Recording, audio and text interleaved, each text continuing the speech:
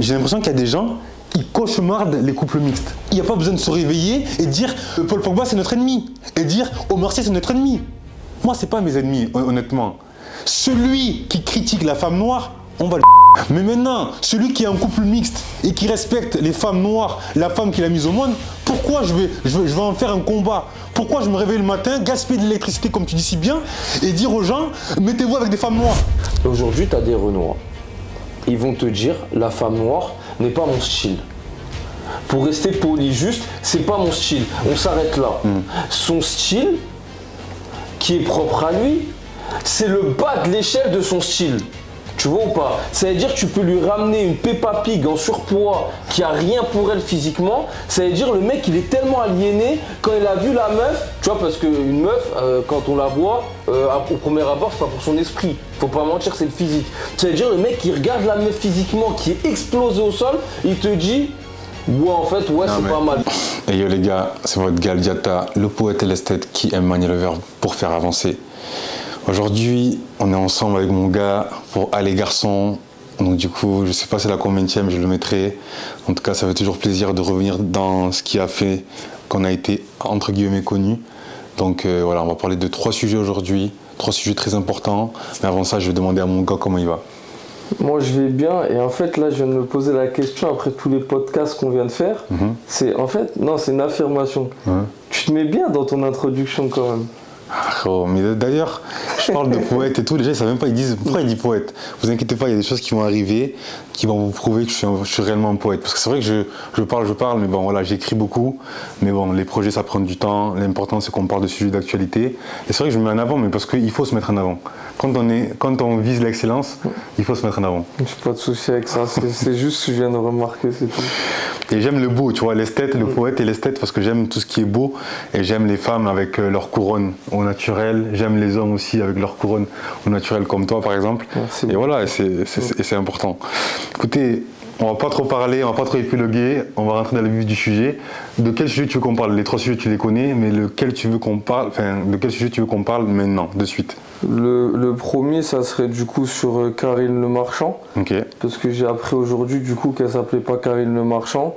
Et en regardant la vidéo où on a l'explication, j'ai pas été choqué, mais justement, enfin, je trouve c'est intéressant. Tu vois, on va pas le dire maintenant, on va argumenter dessus. Explicite un peu plus pour que les gens qui n'ont pas suivi l'actualité comprennent.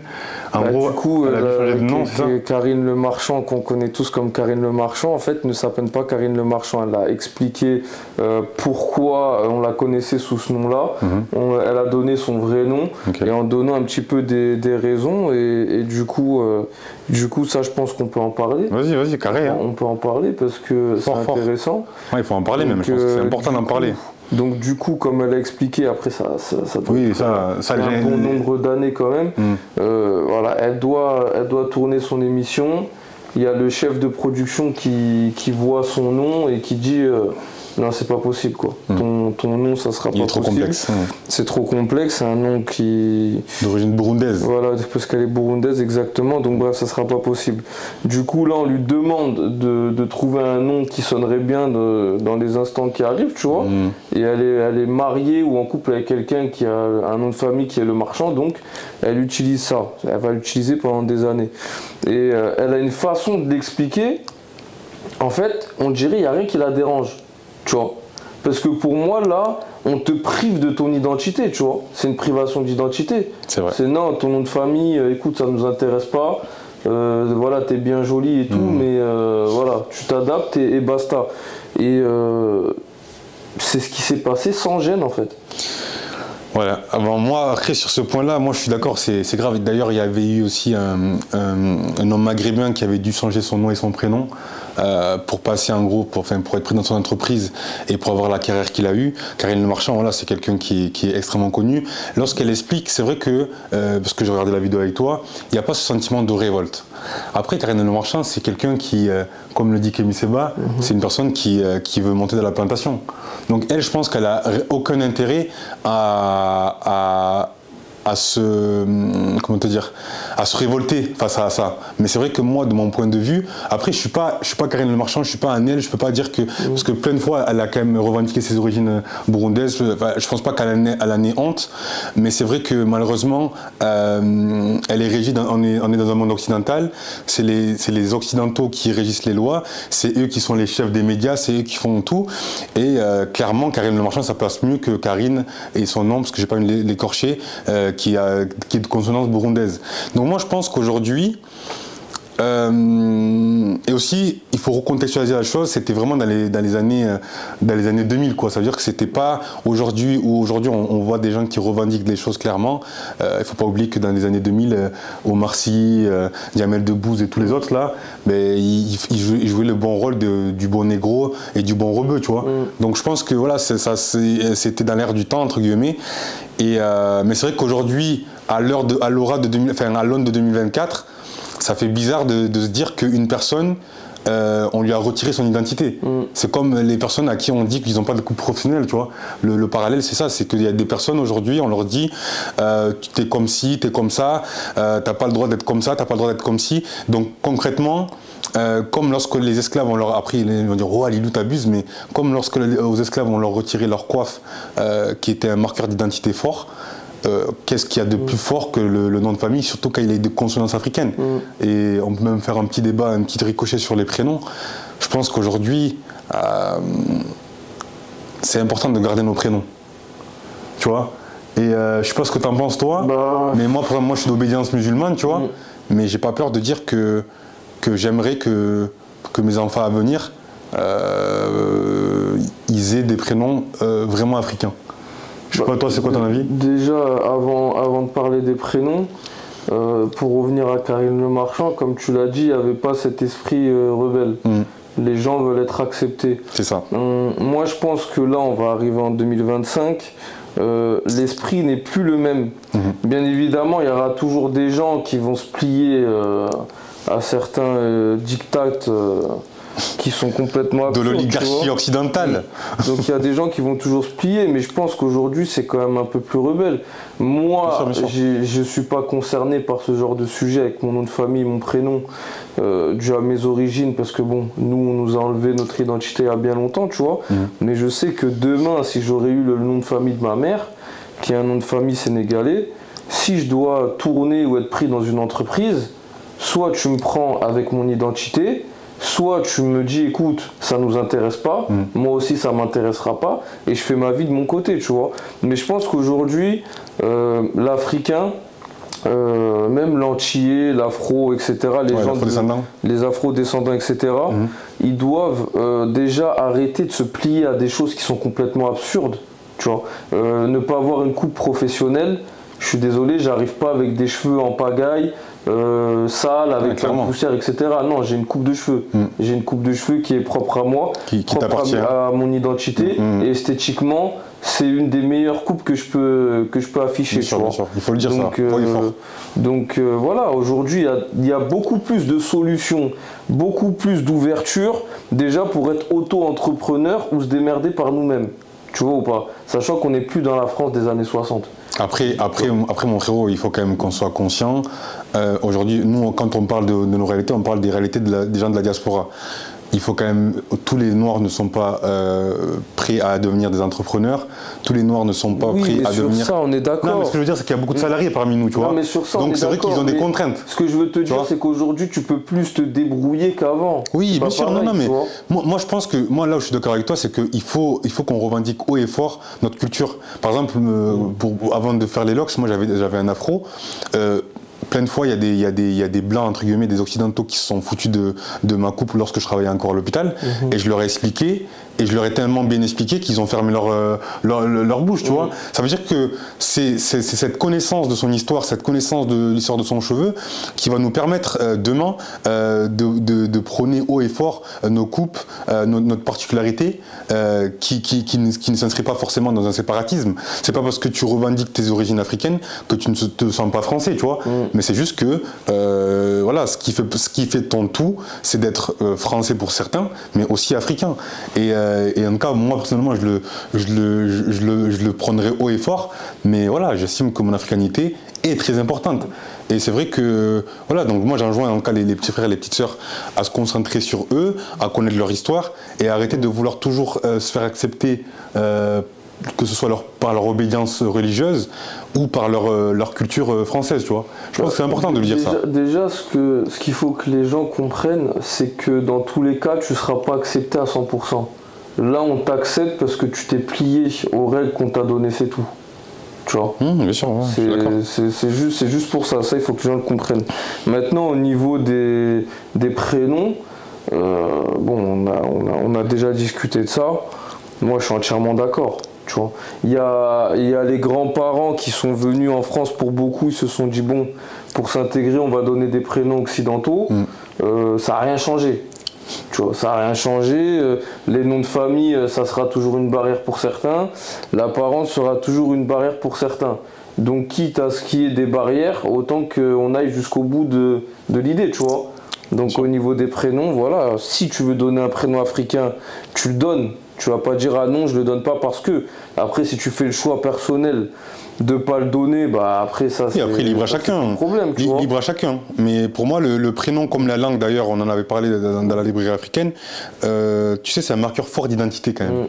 Il faut pas se mentir. Après, je dis pas aux gens d'obédience musulmane de pas appeler leurs enfants Mohamed ou quoi que ce soit, tu vois. C'est pas du tout mon propos. Mon propos, c'est de dire quoi? C'est d'expliquer aux gens que le prénom est un marqueur fort d'identité comme la langue.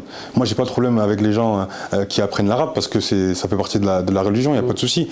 Mais ne le fais pas en dénigrant la langue qui est la tienne, tu vois, la langue de tes ancêtres, parce que je pense qu'aujourd'hui, l'identité africaine doit être remise au centre des mosquées, entre guillemets, ou du village, parce que c'est important. Après, pour reformer la parenthèse musulmane et parler dans un sens plus large, on sait qu'il y a des gens qui sont d'obédience chrétienne, qui peuvent avoir des langues, du coup des prénoms qui rentrent dans le calendrier chrétien. Moi, j'ai pas de problème aussi avec ça. Mais des fois, quand il y a des prénoms, tu vois, notamment les prénoms, tu sais, Désiré ou des choses comme ça, ou Bonaventure ou des choses comme ça. Mais nous appelons ça un crime contre l'humanité. C'est aussi simple que ça s'appelle un crime contre l'humanité. Tu ne peux pas être africain et appeler ton prénom, enfin appeler ton enfant avec un prénom. Déjà, c'est même pas un prénom, c'est un mot de la langue française. Voilà. Ça n'a pas de sens. Non, mais à la base, ce qu'il faut comprendre, et ça c'est important mon frérot à comprendre, c'est qu'en fait c'est des prénoms qui sont donnés dans la langue des gens. Et ça a une signification. Tu vois ce que je veux dire? Non, dire par exemple Bonaventure, non mais après, par exemple, nous dans notre culture africaine, on appelle les gens Bambo par exemple. Bambo, ça veut dire le serpent. Mais tu vois, dire, si tu dis serpent Diaby, on va te prendre pour un fou. Mais quand tu dis Bambo Diaby, vu que ça a une connotation africaine, on te prend au sérieux. Mais quand tu t'appelles Espérance ou des choses comme ça, le problème c'est que Espérance en lingala, ça doit avoir une beauté. Mais quand tu essaies de faire plus le blanc que blanc, en essayant de garder en gardant bizarrement ton identité africaine, c'est chelou, tu vois. Donc moi je pense que c'est ça qu'il faut qu'on précise. Nous on n'est pas contre les prénoms, voilà, les prénoms musulmans ou les prénoms chrétiens. Moi personnellement je suis pas contre ça. Mais j'explique juste que par le prénom et par la langue, en fait, le prénom et la langue, c'est un gros marqueur d'identité. Frérot, aujourd'hui, moi, je viens du Sénégal. Au Sénégal, les gens, ils parlent Wolof. Leur série sénégalaise, c'est en Wolof.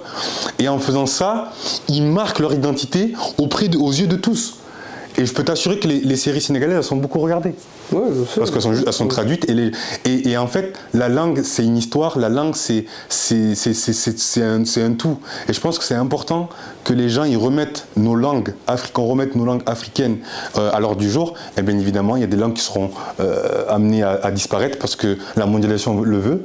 Mais je pense qu'il y a des langues africaines par sous-région africaine qui peuvent être mises en avant. Ça, j'en suis convaincu. Et à ceux qui nous disent, parce que j'ai pas eu le temps de répondre dans la librairie africaine, à ceux qui disent que les langues africaines ne sont pas assez développées, j'invite ces gens-là à les développer. Au lieu de rester colonisés, parce que la langue, je suis désolé de le dire, c'est un marqueur de colonisation aussi. Je te laisse la parole sur ça, et sinon on peut passer au deuxième sujet. C'était intéressant, mais... Juste pour finir, avec les langues, Je pense qu'il y a quelque chose qui est important. C'est pour tous ceux qui sont africains d'origine mais qui ne connaissent pas leur langue. Je pense qu'au bout d'un moment, il faudrait quand même qu'on réfléchisse à les apprendre. Je dis ça parce que j'en fais partie. Moi, on ne m'a pas appris. Après, j'essaye quand même de me débrouiller par moi-même pour les connaître. Sauf qu'il y a des gens qui ne font pas l'effort. Il y a des gens aujourd'hui... Il y a des gens qui se moquent aussi, frérot. Il y en a aujourd'hui, ils ont 26 ans. Ils sont... Bon, bref, on va pas citer de pays, mais ils sont originaires d'Afrique. À 26 ans, tout ce qu'ils connaissent de leur pays, c'est le drapeau et le nom du pays. C'est tout, ça ne va pas plus loin. La langue, ils ne s'y intéressent pas. L'histoire, ils ne s'y intéressent pas. Ils ont voyagé partout sauf dans leur pays. Et ça, c'est quelque chose de dramatique pour moi. Et je pense que beaucoup d'afro-descendants devraient réfléchir à se reconnecter avec les langues. Parce que dans tous les cas, quand tu es concentré, après quand je parle, quand tu es quelqu'un, tu n'en as rien à faire. Voilà, moi je sais que ne pas parler mes langues d'origine, c'est un manque, c'est un vide. Tu vois, bien sûr. Comme ne pas y aller. J'ai eu la chance de pouvoir aller dans mon pays d'origine qui est le Sénégal. Cette année, j'ai pas pu y aller alors que ça faisait des années consécutives où j'y allais. Là, j'y suis pas allé cette année. Tu vois, je suis dégoûté. Tu vois. Il y a un manque, il y a quelque chose. Pas connaître les langues, c'est pareil, tu vois. Le problème, c'est qu'il y a des gens qui sont pas dérangés par ça. Il faudrait que ça commence à les déranger un petit peu. Arriver à 26 ans, tu connais rien de ton pays et même pas un minimum de ton histoire, un minimum de mots dans ta langue. En fait, tu n'as pas fait l'effort. Moi, c'est faire l'effort, en fait. C'est ça que je reproche aux gens. Ça, je sais pas, frérot, parce que, tu sais, le problème, et tu le dis souvent, et on le dit souvent sur la chaîne. Oui. Il est éducatif, parce qu'en fait, le problème, c'est que, il faut le reconnaître. Il y a des gens de la génération de nos darons, parce que nous, on est la première génération, enfin, toi et moi, enfin, oui, même si tu es entier aussi par ton père, tu restes quand même une première génération, en tout cas, en métropole. Et ce qu'il faut comprendre, c'est qu'il y a des personnes. Et on le sait aux Antilles, moi j'ai regardé une interview sur Frantz Fanon qui en parlait, où on disait aux jeunes Antillais à l'époque de Frantz Fanon, dans les années 50-40, qu'il ne fallait pas parler le créole. Tu vois ce que je veux dire? Pareil pour certains de nos darons, quand ils sont arrivés en France, entre guillemets, on leur a dit, certains se sont dit, oui, il faut que nos enfants soient intégrés, donc on ne va pas leur parler la langue parce qu'on ne va pas les perturber.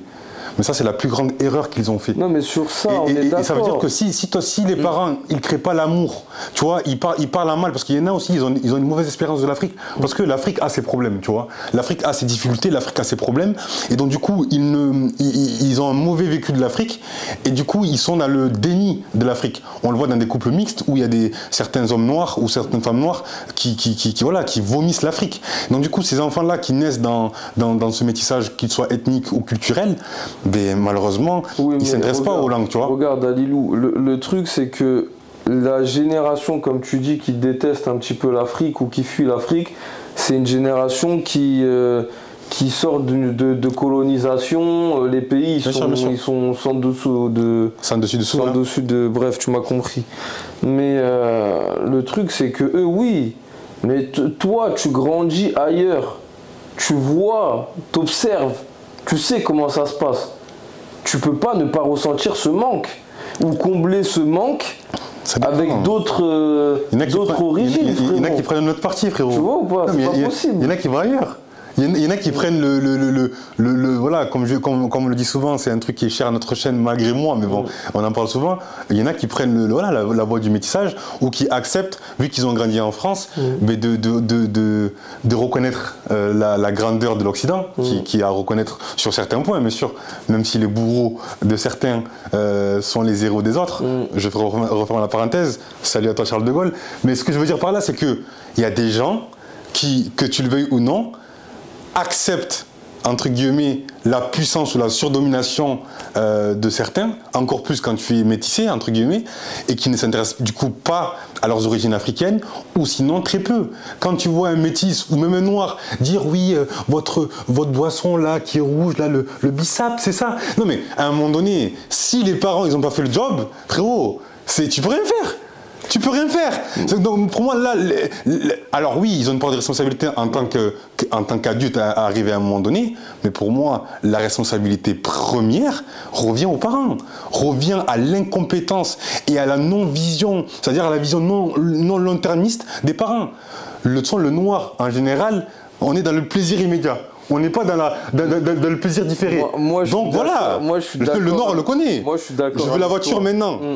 Et ils ne pensent pas aux enfants, rien. Je veux la maison maintenant. Oui, la maison, regarde, un passif qui va t'apporter rien. Donc c'est ça les Africains aujourd'hui, frérot. Moi, je suis d'accord avec toi.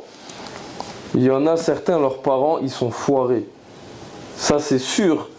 Mais je suis désolé, tu peux pas ne pas t'intéresser à toi-même. Il y a des Africains aujourd'hui subsahariens qui connaissent plus les histoires de tout le monde, de ce qui est date, d'indépendance, qui est langue, etc. Ils connaissent rien de leur pays.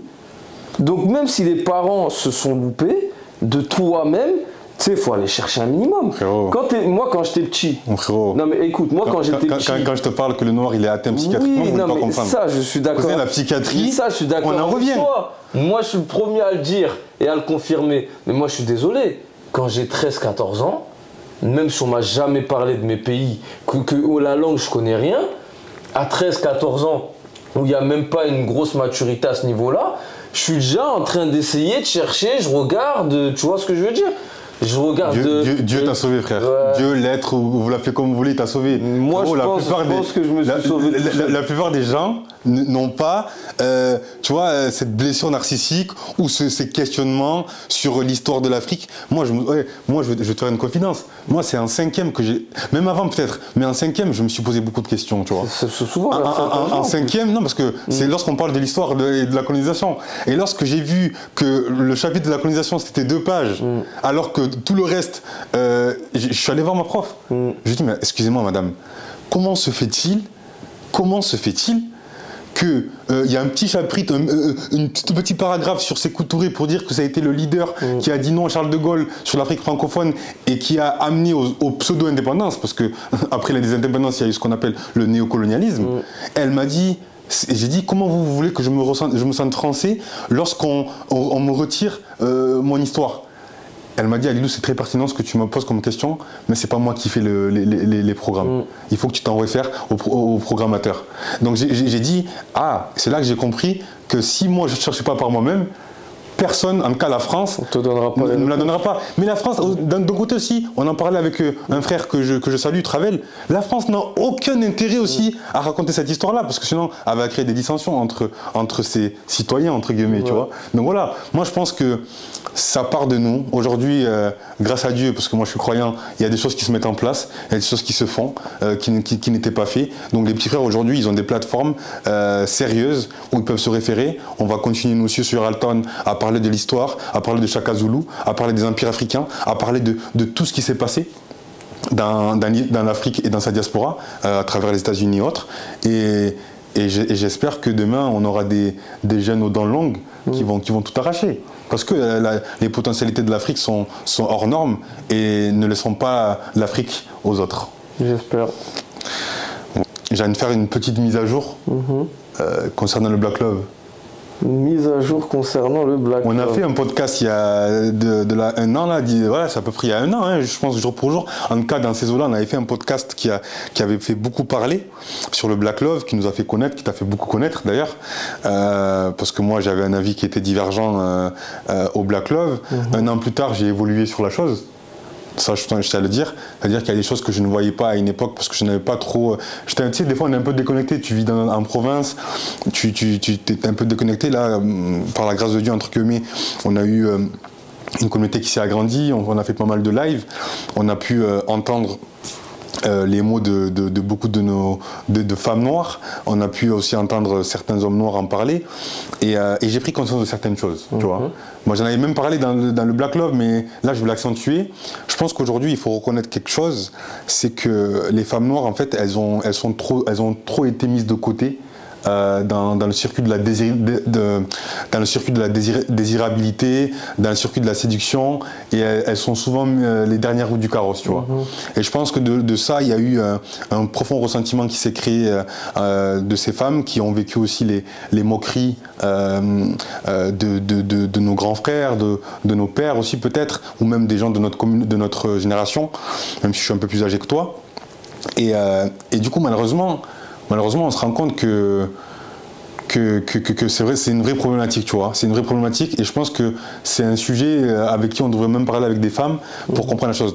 Donc là où j'ai évolué, pour pas parler trop longtemps, là où j'ai évolué, c'est que j'ai compris à quel point les femmes noires en fait se sentaient des fois délaissées par les hommes noirs, même si j'en avais parlé, là je le comprends encore plus. Maintenant, moi j'ai un problème, frérot. Et ça par contre, donc c'est une nouvelle problématique que j'aimerais te soulever, parce qu'on a déjà fait le podcast sur ça et je vous invite à aller le regarder, il est très intéressant. C'est les extrémistes du Black Love. Je vais t'expliquer pourquoi j'ai un problème avec ces gens-là. Moi, je n'ai pas de problème avec la symbolique de se mettre avec une femme noire que lorsque tu es un homme noir concentré. Parce que ceux qui ne sont pas concentrés, je les laisse se métisser. La vie fera son, la vie s'occupera d'eux. Maintenant, moi, ce que je ne comprends pas, c'est que j'ai l'impression qu'il y a des êtres humains sur Terre qui, lorsqu'ils voient un couple mixte, ils n'arrivent pas à endormir la nuit. J'ai l'impression qu'il y a des gens qui cauchemardent les couples mixtes. Et ça me pose un problème parce que, et toi tu l'as précisé, parce que ça souvent, je sais que tu le dis souvent, tu le dis, oui mais on sait qu'il y a des gens qui s'aiment pour autre chose que leur couleur de peau. Moi je vais aller plus loin, on ne marie pas une couleur de peau.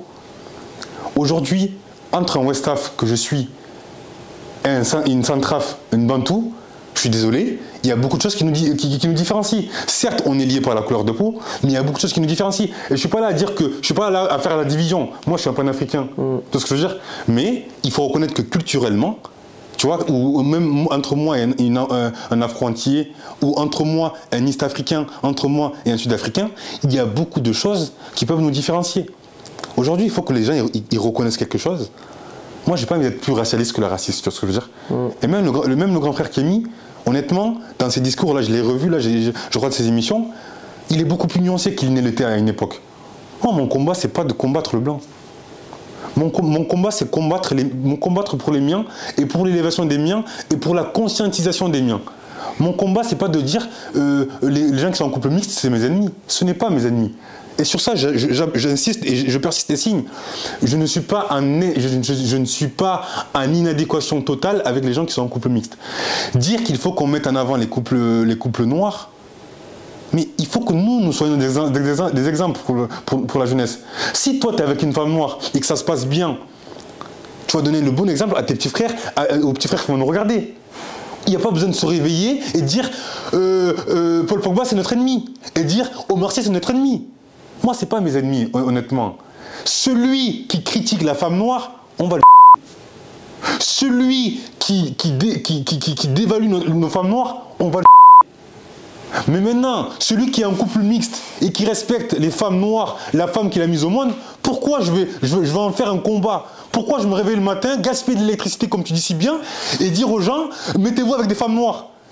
Alors attends. S'unir avec quelqu'un, excusez-moi les amis, mais s'unir avec quelqu'un, je vais baisser d'un ton, s'unir avec quelqu'un, ça ne répond pas qu'à une question ethnique. Il y a plein de choses, et j'en ai déjà parlé, il y a plein de choses qui font que tu vas te mettre en couple avec une femme. Donc s'il vous plaît les frères, s'il vous plaît les sœurs, apaisez votre cœur et en ensemble. Je te laisse la parole mon frère.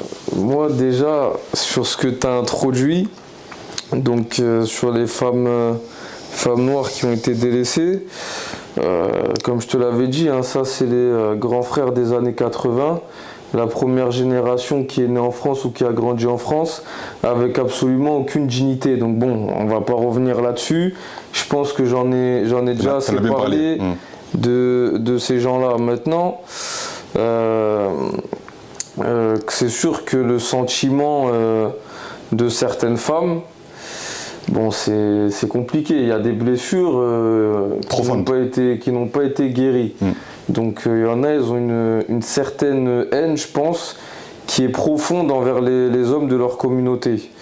Maintenant, comme tu l'as dit, il y a des différences ethniques. Donc entre une personne qui est ouest-africaine et une personne qui est centrafricaine. Les différences sont tout aussi grandes entre un Westaf ou une personne qui habite la France ou une personne maghrébine ou une personne asiatique. Donc ça pour moi, est-ce que c'est un argument de poids? Non. Parce que même entre gens du nord et du sud, on voit bien nous entre les gens du sud de la France et du nord de la France, il y a énormément de différences. Bien sûr. Entre nous et une ville à côté, il y a énormément de différences. Donc pour moi, ça c'est pas un argument enfin c'est pas l'argument le plus valable pour moi. Maintenant, comme tu l'as dit. Non mais attends, lorsqu'on parle de différence, lorsque je parle de différence, si tu veux qu'on parle de différence qui peut exister entre un Bantou, et là je parle juste d'Afrique, je ne veux même pas aux Antilles, entre un West Af et un Bantou, il y a déjà la différence religieuse. Que tu le veuilles ou non, excuse-moi, on sait très bien que dans ces pays-là, ils sont très croyants. Pas de souci. C'est la même chose avec une Française et un West Africain. Attends, bien évidemment. Mais moi, je ne suis pas là à catégoriser le niveau de différence. Je dis juste qu'entre Noirs, déjà, il y a des différences. Ça veut dire qu'entre un West Af, qui sont à majorité d'obédience musulmane, et des Bantous, excuse-moi, que lorsqu'une union essaie de se faire, il peut y avoir cette problématique en lien avec la religion. Oui. Sans parler de culturellement, de la langue, de plein de choses. Mais donc venir dire qu'il faut se mettre entre noirs, je trouve ça. Ça c'est parce qu'il y a des personnes qui font l'effort de tout gâter. On va pas passer 15 ans à parler de religion. C'est très bien. Il y en a, ils sont aliénés à un niveau où voilà. Aujourd'hui, tu vas dans des églises en Afrique, les gens ils sont là, ils pleurent, ils crient, sautent par terre, ils s'évanouissent. Au niveau du ridicule, on peut pas faire plus haut. Mais moi, je suis désolé, pour moi, c'est pas un argument de poids. Comme il y a des gens, ils vont dire oui, mais on est né en France, donc on a tous la culture française. Ok, mais du coup, pourquoi tu as un problème avec le Centraf, mais tu n'as pas de problème avec d'autres personnes? Mais moi, je ne cherche pas à justifier le métissage, mon frère. Non, mais parce que toi, tu apportes ça, mais il y a des gens qui regardent. Oui, bien sûr, oui. Il y a des gens qui ont une certaine façon de réfléchir. Là, je m'adresse à tout le monde. Oui, voilà. Tu vois ou pas? Non, mais mon propos, c'était les extrémistes du Black Love. Mon propos, c'est pas de justifier le métissage. Maintenant, les extrémistes du Black Love. Moi, ce que je pense des extrémistes du Black Love. T'en es pas un, toi? Moi, je suis pas un extrémiste du Black Love. D'accord. Non, mais je te pose la question. Voilà, non, mais voilà. Parce que des gens se posent la question. Non, mais moi, je suis pas à l'extrême. Je suis pas à l'extrême, mais je vais développer. Moi, les extrémistes du Black Love, il y en a beaucoup qui me prennent la tête. Tu vois ou pas? Déjà, dû au fait que je sois métissé, il y en a, ils ont l'air de me haïr. À croire que j'ai demandé quelque chose. Bref. Donc ça c'est un point. Mais le truc, c'est que pour moi, les extrémistes du Black Love, ils font un contrepoids avec les fous qui nous allument toute la journée. Tu vois, ceux qui font partie de notre communauté, mais qui vont critiquer les femmes noires, qui vont critiquer l'Afrique, qui vont critiquer les plats et mettre tout ce qui vient des autres en avant. Donc, tu as des extrémistes de la connerie et des extrémistes du Black Love. Ils font leur contrepoids. Maintenant, moi, peut-être que dans les vidéos, je ne l'ai jamais précisé et il y a des gens qui me prennent pour un extrémiste du Black Love. Moi, comme je te l'ai déjà dit, je suis pas keuf, tu vois. Je suis pas là à regarder les gens ce qu'ils font toute la journée. Demain, moi j'en connais, il y a des gens, ils ont toujours été en couple avec des femmes noires, ils ont fini avec des femmes qui étaient maghrébines, des femmes qui étaient asiatiques, des femmes qui étaient blanches. Mais parce que ces femmes-là allaient leur apporter ce dont ils ont besoin. Sachant que ce n'est pas des gens qui vont chercher à aller demain déménager en Afrique ou bref, avoir des... En fait, leur partenaire ne pourra pas leur mettre de barrière dans leur projet. Tu vois ou pas? Ils comptent rester en Occident, les personnes sont bien, tout le monde se sent bien, ils ne critiquent pas la femme noire, il n'y a pas de problème, tu vois. Moi, ce qui me dérange, et ce qui me dérangera toujours, et ça pour moi c'est 8 hommes sur 10, noirs ou métis, c'est du métissage de complexé. Non. Si. Non. Si. Mais si. C'est du métissage de complexé. Tu peux pas dire que 80% des hommes qui se métissent sont complexés. Moi je suis pas d'accord avec ce point. Quand je marche dehors dans la rue, pour moi, je vais dire homme noir, donc clair ou foncé. Pour moi, il y en a 8 sur 10 facile, c'est décomplexé. Il y en a, ils vont me dire non, mais on peut pas savoir. Frérot, dis-moi l'origine, dis-moi la religion, dis-moi où il a grandi. Je vais te dire, moi.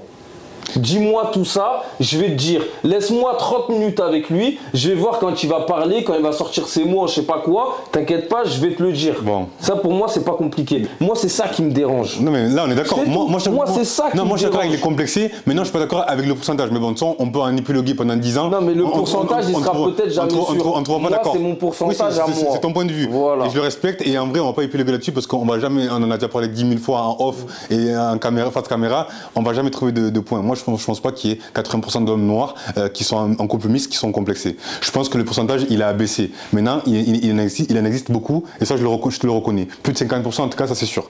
Maintenant, moi, là où je ne suis pas d'accord avec ton point, parce que je t'ai écouté religieusement, pour le religieux que je suis, comparé à toi, tu as dit que les extrémistes du Black Love, ils apportaient un contrepoids. Un contrepoids au complexé, d'accord, mais pas un contrepoids. Les gens du Black Love, ils parlent pas d'histoire. Ils sont focalisés sur leur Black Love. Ils te parlent pas d'histoire. Je parle bien des extrémistes du Black Love. Je parle pas des panafricains. Tu m'as dit, moi, je te parle. Tu m'as dit, il faut un contrepoids face aux gens qui critiquent les femmes noires, aux gens qui critiquent l'Afrique. Mais non, les gens du Black Love, ils sont pas là pour nous apprendre leur culture. Ils sont juste là pour parler du Black Love. Alors à ce moment-là, si tu veux, il faut un contrepoids. Pour moi, c'est un tout. Critiquer. Bon. Pour moi, tu es un Renoir, tu critiques les femmes de chez toi, tu critiques tes plats, tu critiques ton continent. Pour moi, c'est un tout. Maintenant, si on reste que sur les femmes, pour moi, c'est un contrepoids, c'est tout. Ok. Maintenant, les gens qui sont complexés, parce qu'on ne peut pas critiquer les gens qui sont complexés. On est d'accord sur un point où les gens qui critiquent les femmes noires, on les tue. Ça, sur ce point-là, on est d'accord ensemble. Ensemble. Mais non, garçon, il faut qu'on soit sérieux quand même. Tu vois, on est une chaîne sérieuse. Il y a des petits sérieux qui nous regardent. Il y a des femmes sérieuses aussi qui nous regardent. Je pense qu'il faut qu'on soit sérieux. Qu'est-ce qui crée, et d'ailleurs, ce sera même l'objet d'un podcast, qu'est-ce qui fait qu'aujourd'hui, parce que les gens aiment se comparer aux Afro-Américains, mais les Afro-Américains, on n'a pas la même histoire. Et ça, on est tous les deux d'accord là-dessus. On n'a pas la même histoire, on n'a pas la même chose. Les Afro-Américains, ils ont connu la ségrégation raciale. Les Afro-Américains, ils ont été esclavagisés. De ça, et on le voit même avec les Afro-Antillais, de ça, il y a eu des gens comme Malcolm X qui sont nés.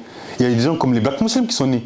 Il y a eu des gens qui ont dit, mais attends, les gens ils nous considèrent comme des sous-hommes. Pourquoi nous on va aller chercher leurs femmes? C'est pour ça qu'il y a beaucoup moins de métissage là-bas, même s'il commence à y en avoir d'ailleurs aujourd'hui, que chez nous. Chez nous, l'histoire elle est différente. Et il faut qu'on pose aussi la désirabilité de la femme noire. Ça veut dire, est-ce que la femme noire est mise en avant dans les médias occidentaux? Non. Mais est-ce qu'elle est mise en avant en Afrique? Est-ce qu'il n'y a pas ce problème qui est le colorisme en Afrique? Est-ce qu'il n'y a pas ce problème qui est le texturisme en Afrique? La problématique, c'est que si notre socle, notre base civilisationnelle, elle était forte, je peux t'assurer qu'il y aurait beaucoup moins de couples mixtes. Aujourd'hui, un gars comme Egg Minson, c'est un Coréen. Mais en Corée, ils ont des séries coréennes. On connaît les Noirs, elles sont à fond sur les séries coréennes. Comme ça à fond sur les séries africaines. Juste, laisse-moi finir mon propos. Egg Minson, il va finir avec quoi? On sait très bien avec quoi il va finir. Mais chez nous, la base, le socle, il est pas fort. Je parlais hier avec une sœur sénégalaise, elle me disait quoi? Que les Noirs, dès qu'ils ont l'opportunité d'être avec des blanches, même au Sénégal, ils vont vers la blanche. Ah, ça, je suis pas sûr. Ça. En tout cas, c'est ce qu'elle a dit. Elle est sénégalaise. Ça, je suis pas sûr. Donc la désirabilité de la femme noire est à remettre en question. Il faut qu'on se pose les bonnes questions. Qu'est-ce qui fait qu'aujourd'hui, il y a des petits frères qui disent « Moi, je suis attiré par les Asiatiques. Moi, je suis attiré par les blondes. Moi, je suis attiré par ci. » Les Latinas. Qu'est-ce qui fait que Kim K, elle a aussi déréglé un petit peu en faisant la blackish? C'est toutes ces questions-là qu'il faut qu'on se pose, mon frère. Moi, je pense qu'aujourd'hui, il faut qu'on arrête de critiquer pour critiquer. Non, mais regarde, moi, c'est simple. Sur ça, on en a déjà parlé. Moi, j'ai toujours eu une discussion avec mon père qui m'expliquait une situation avec une personne. Je ne vais pas dire l'origine de la personne pour ne pas faire de stigmatisation, mais il m'a toujours dit, il y a une personne qui a dit, nous, notre but, c'est de détruire la France par rapport à ce qu'elle nous a fait dans l'histoire. On va la détruire de deux manières, la France. Avec la drogue, donc on va importer la drogue. Tu drogues les gens, tu connais l'histoire, hein, les Asiatiques qui l'ont déjà subi, bref. Les Sud-Africains, voilà, on va droguer les gens et on va passer par le ventre de leurs femmes. En gros, on va leur faire des gosses et les gosses, ils seront de notre côté, entre guillemets, tu vois. Mais le plus important quand il a dit ça, il conclut toujours par ça, pour détruire une communauté, tu passes par les personnes qui donnent la natalité. C'est aussi simple que ça. Celle qui donne la vie, celle qui éduque. On est d'accord que quand les envahisseurs sont arrivés en Afrique, ils ont bien compris que pour détruire ce peuple, il fallait passer par la femme noire. Sur ça, on est d'accord. On est bien d'accord que la femme noire, elle a été mise au plus bas pendant des siècles. C'est un boulot qui a été fait sur ça. Bien sûr. Ça, on est d'accord. Donc, bien évidemment qu'une fois qu'on a ces éléments, on sait pourquoi il y a certains comportements. Non, mais c'est important que tu le dises. Non, mais voilà. Non, c'est important que tu le dises, mais non. Mais aujourd'hui, nous, on est au courant. Toi comme moi, je suis désolé, même si nous, on n'est personne, et qu'il y a des médias, et qu'il y a tout ce que tu veux, et qu'on continue à vouloir nous détruire, et donc pour ça, on continue de passer par la femme noire, Donc ça soit par l'image, que ça soit par la nourriture, que ça soit par les produits capillaires qui sont complètement empoisonnés. Parce que les produits capillaires des femmes blanches, il n'y a pas de produits toxiques dedans qui t'empêchent d'avoir des enfants. Sur ça, on est d'accord. On est obligé de faire un contrepoids.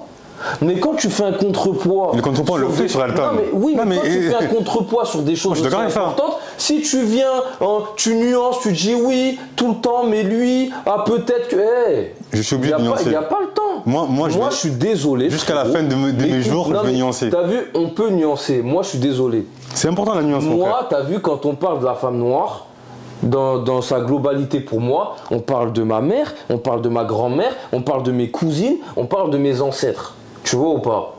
Moi, je suis martiniquais. Tu sais très bien ce que la femme antillaise a subi. Je ne serai pas là pour nuancer. Je suis désolé, je ne serai pas là pour nuancer. C'est dommage. Il y a une aliénation qui a été faite, elle perdure encore aujourd'hui. Mais l'aliénation... Il y a des petits frères qui sont matrixés, frérot. Oui, mais sur ça, je suis d'accord avec toi. On est obligé de faire un contrepoids. Mais le contrepoids... Moi, je ne suis pas là pour nuancer tout le temps. Mais moi, je vais nuancer. Parce que pourquoi? Parce que ce monde, il est à nuancer. Le problème, c'est qu'aujourd'hui, il y a des gens, il y a des illuminés qui vont venir te dire qu'il y a des comportements de noirs. Il y a des gens qui vont te dire qu'il y a des comportements... Attends, non, tu ne peux pas partir sur ce terrain-là. Laisse-moi finir mon propos. Il y a des illuminés qui vont te dire... Non, mais ça, il faut le dire. Il y a des illuminés qui vont venir te dire qu'il y a des comportements de noirs, des comportements de blancs qui vont essentialiser l'homme noir, la femme noire, l'homme blanc, la femme blanche. Moi, je suis obligé d'apporter de la nuance parce qu'on est dans un monde qui est à nuancer. L'histoire, c'est pas tout noir ou tout blanc, sans mauvais jeu de mots. L'histoire, c'est à nuancer. Mais maintenant, tu me parles sur Alton, je suis le premier à mettre en avant les femmes noires. Sur Alton, je suis le premier à parler des cheveux des femmes noires. Je suis le premier à dénigrer tout ce qui est fait par l'oligarchie occidentale vis-à-vis de la femme noire, mais aussi de l'homme noir. Il faut arrêter de dire que l'homme noir, il est fétichisé partout. L'homme noir, il est vu comme un animal partout. L'homme noir, il est... Donc, il n'y a pas un deux poids, deux mesures. Il faut qu'on arrête. Lorsqu'une femme noire se met avec un blanc, on n'en parle pas. Aya Nakamura est avec un blanc, il n'y a jamais un noir qui est venu se rebeller. Ouais, pourquoi on s'en fout. Aya Nakamura, fais ce que tu veux, on s'en fout de toi.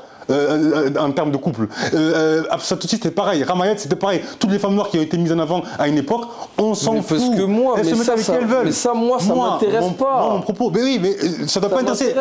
Mais ça doit pas intéresser aussi les extrémistes du Black Love que Omar Sy ou un tel, il est avec une femme noire, une femme blanche. Ce qui doit nous intéresser, et là je te rejoins, c'est comment reconscientiser les hommes et les femmes noires, comment recréer un dialogue entre nous pour qu'on puisse se parler entre nous et qu'on puisse avancer entre nous.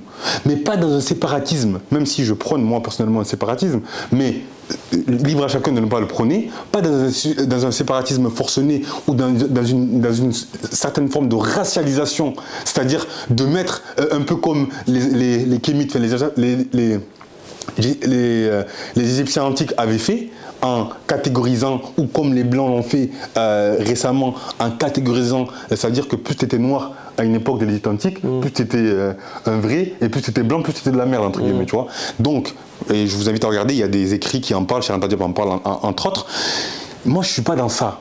Aujourd'hui, moi, je suis dans un dialogue qui doit, en fait, ça veut dire qu'il faut que l'homme blanc arrête avec ce complexe qu'il a de supériorité vis-à-vis de l'homme noir, que l'homme noir se réaffirme. Mais c'est quoi le rapport avec l'homme blanc qui a un complexe? Attends, je vais en venir. Et dès lors qu'il y aura ça, le métissage ne sera pas un problème. Le problème du métissage aujourd'hui, si on doit parler du métissage en soi, c'est qu'il y a aujourd'hui, et ça il faut le reconnaître, un rapport économique nord-sud qui désenchante tous ces rapports-là.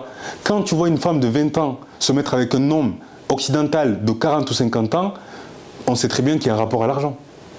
Je ne dis pas que tous, mais tu le vois très bien. Oui, quand tu vois un homme noir se mettre avec une femme blanche à une époque, pas aujourd'hui, mais à une époque, c'est parce qu'il voulait la validation de l'Occident. Mais frérot, maintenant, aujourd'hui... Non, mais attends. Mais non, frérot, maintenant, aujourd'hui... Mais pourquoi tu veux pas... Pourquoi tu me dis à une époque? Non, mais pourquoi laisse-moi finir. Mais non, je peux pas. Aujourd'hui, je suis désolé, il faut qu'en Afrique, pour moi, toi, quand tu parles... tu as parlé de la femme noire, tu as dit, oui, mais la femme noire, on va l'atteindre et tout. Mais frérot, ça, c'est une lubie de la diaspora. En Afrique, les gens, ils sont endogames.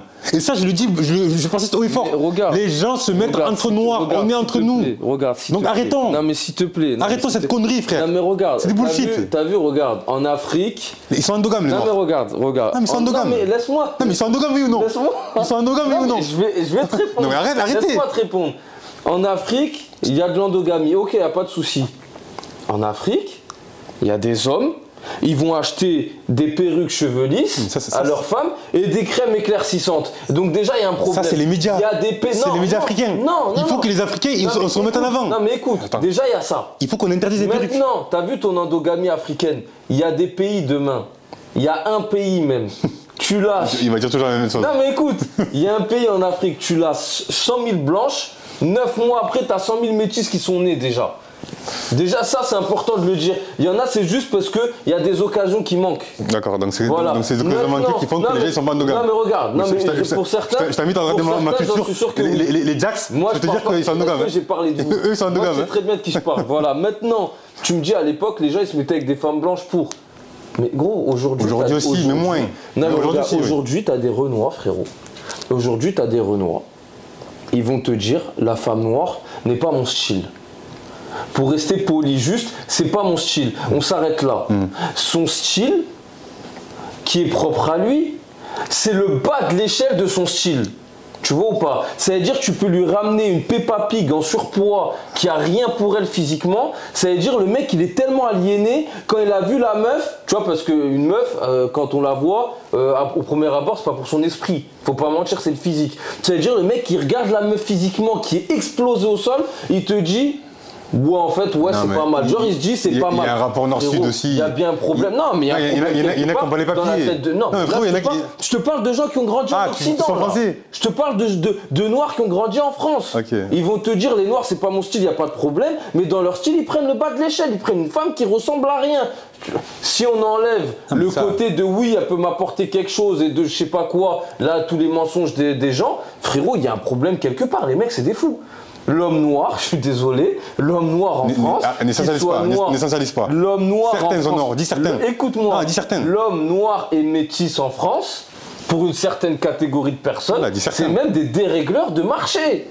Les mecs, tu les vois avec des femmes, physiquement, il n'y a rien à voir. C'est éteint. C'est éteint. Et si tu lui ramènes une Renoir, c'est une mannequin. Si demain, non, arrête. Si demain tu lui ramènes une Renoir, c'est une mannequin, il va préférer prendre le bas de l'échelle de son style. Ça, je suis pas sûr. Je te le dis. Je l'ai vu. C'est du vécu. Ok, oui, mais je sais de quoi après ne prends pas ton cas pour une généralité. Moi, c'est du vécu. Moi, je pense je l'ai vu. Il faut qu'on prenne de la hauteur. C'est tout. Moi, je pense qu'il faut qu'on prenne de la hauteur sur ce sujet-là Pour finir. Voilà, parce qu'on va finir. Non, mais du coup, là, pour finir sur ce que je dis. Vas-y. Pour moi, prenons de la hauteur. D'accord, mais ça, je suis d'accord avec toi. Là, c'est même pas question. Mon style, c'est ça. Mais cette aliénation, on en a parlé dans plusieurs podcasts. On l'a dit, on l'a expliqué. En fait, à un moment donné, moi, je vais pas en parler tous les jours. J'ai dit que Frantz Fanon, il en parle très bien dans son livre, dans son chef-d'œuvre, Peau noire, masque blanc. Il explique. Et aujourd'hui, c'est encore actuel. Ce qu'il expliquait dans les années 60, c'est encore actuel. Moi, j'ai pas de problème avec ça.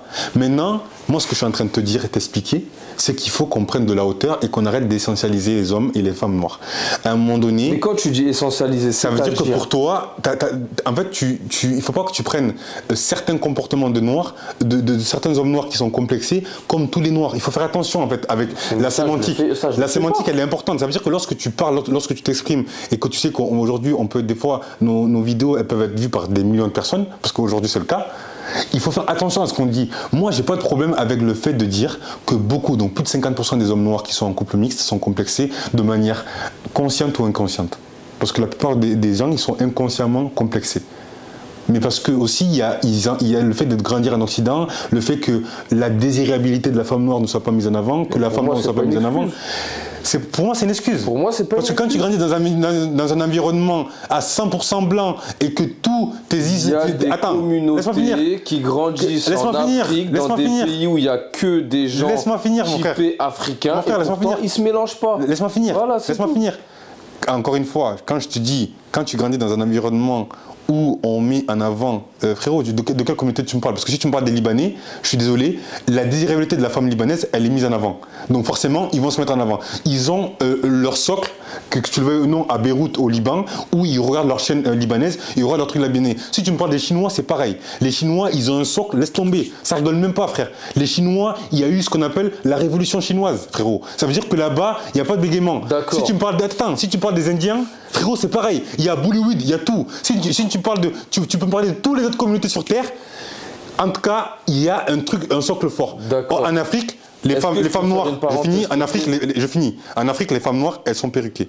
En Afrique, les femmes noires, elles se décapent la peau. En Afrique, les femmes noires, elles se mettent pas en avant physiquement. Donc forcément, la désirabilité de la femme noire est à remettre en question. Moi, je suis pas là à justifier le métissage. Pour moi, dans la symbolique, un homme noir avec une femme noire, c'est ça. Et je le précise pour pas que les gens ils me traitent de métisseur. Maintenant, il faut qu'on arrête. Moi, en plus, le débat là, c'était les extrémistes du Black Love. C'est pas le métissage. Il faut pas qu'on rebifurque sur le métissage. Toi, tu es là, tu critiques les femmes blanches, tu dis c'est le bas de l'échelle. J'ai pas critiqué. Libre à eux. Mais non. T'as dit que les hommes noirs ils sont critiqués. J'ai dit dans la catégorie des femmes qu'ils aiment à ce qui paraît. Là, tu as pris l'exemple des femmes blanches. J'ai dit ils prennent le bas de l'échelle. Certains, pas tous. Je vois très bien de qui je parle. Très bien, donc ils prennent le bas de l'échelle de la femme blanche. J'ai pas dit les femmes blanches c'est le bas de l'échelle. J'ai dit eux ils prennent le bas de l'échelle dans la catégorie. J'ai bien compris. C'est ce que je dis. Non mais oui bien sûr, oui, j'ai bien compris. Voilà. Oui. Bah tu viens de dire non, mais en off, souvent, tu essentialises les femmes par rapport à des attributs ou des choses comme ça. Mais ça, après, moi, mes goûts personnels. Non, c'est pas les goûts. C'est de dire, par exemple, si tu veux qu'on en parle, on peut en parler. Non, mais c'est de dire, par exemple, voilà, non, mais je vais pas en parler parce que ça n'a rien à parler. Mais voilà, donc arrête. arrête. Écoute, t'as vu, pour moi, maintenant, demain, tu vas me dire oui, si tu dois faire un classement où tu peux. Non, mais ça, c'est pas un problème. J'ai mes préférences. Mais même moi, j'ai mes préférences. Mais j'ai pas dit. Elles sont assumées. J'ai pas dit A, B, C ou D. On a les mêmes, de toute façon. Donc ça, c'est pas un problème. Donc, on a les mêmes préférences. C'est pas le propos. Le propos, c'est pas ça le propos. Moi, ce que je te dis, c'est qu'il y en a, frérot, quand ils vont te dire ça, c'est mon style de femme, comme ils ne voient que la couleur de peau qui va leur permettre de se diluer, ils prennent le bas de l'échelle. Ils prennent des meufs, elles ont autant de dignité qu'un noir de Lion. Je suis d'accord. Voilà, c'est tout. Non, arrête. Mais voilà, arrête avec le noir de Lion. Mais moi, maintenant, pour finir, parce qu'on va conclure, merci encore, c'était un débat incroyable. C'est encore des noirs à Lyon. Du coup, moi, pour finir, extrémistes du Black, je vais conclure. Non, attends, laisse-moi venir. Moi, pour conclure sur ce débat qui a été animé, mais c'est ça aussi, Altoine, les gars, c'est ça. Moi, je pense que aujourd'hui, j'en ai parlé dans une vidéo que j'avais faite sur TikTok. Je pense que l'important aujourd'hui, tant sur le plan de l'africanité que sur le plan de la symbolique du Black Love, parce qu'on peut en parler sans être extrémiste, ou sur tout ce qui est symbolique.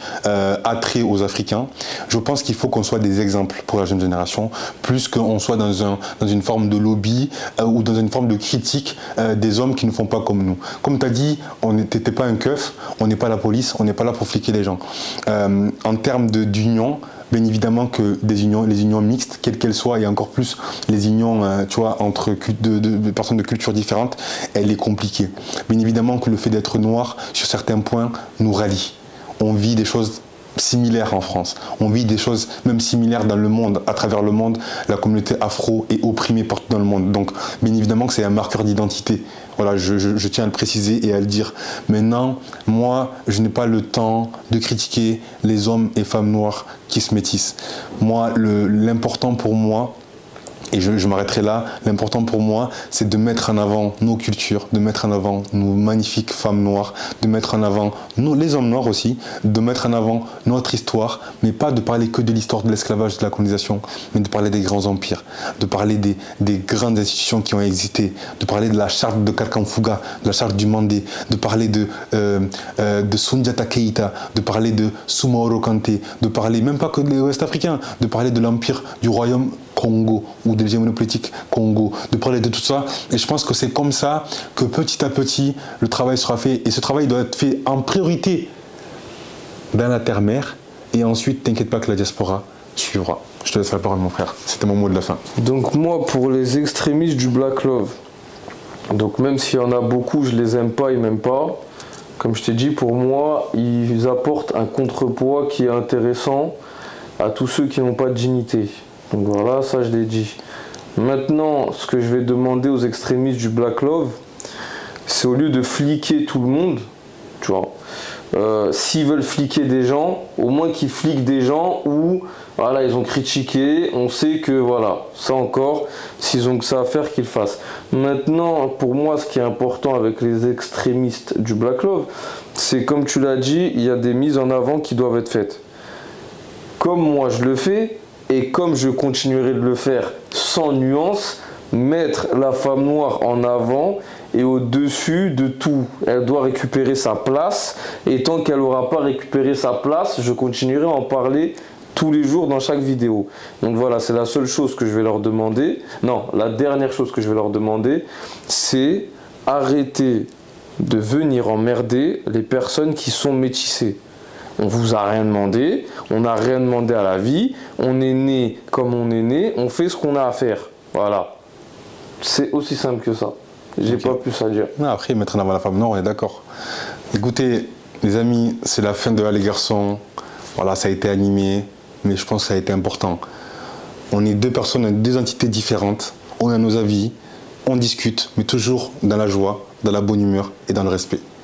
Donc voilà, donc je vous invite aussi, à vous les frères et sœurs de la communauté, quelle que soit votre religion, quelles que soient vos origines, quel que soit voilà, tout ce que vous voulez, quelles que soient vos différences, de dialoguer comme on l'a fait avec le frère. Il est d'obédience, il a son obédience, j'ai mon obédience. Il a sa culture, j'ai ma culture. Il a sa vision, j'ai ma vision. Mais ça ne nous empêche pas d'avancer main dans la main, ensemble, parce que on est persuadé de quelque chose, c'est que c'est ensemble qu'on va aller très loin. Et les gens, les femmes et les hommes de la communauté afro, on est un pour moi. Voilà, je m'arrête sur ça, rien ne bouge, restez branchés et les projets avancent. Et ça,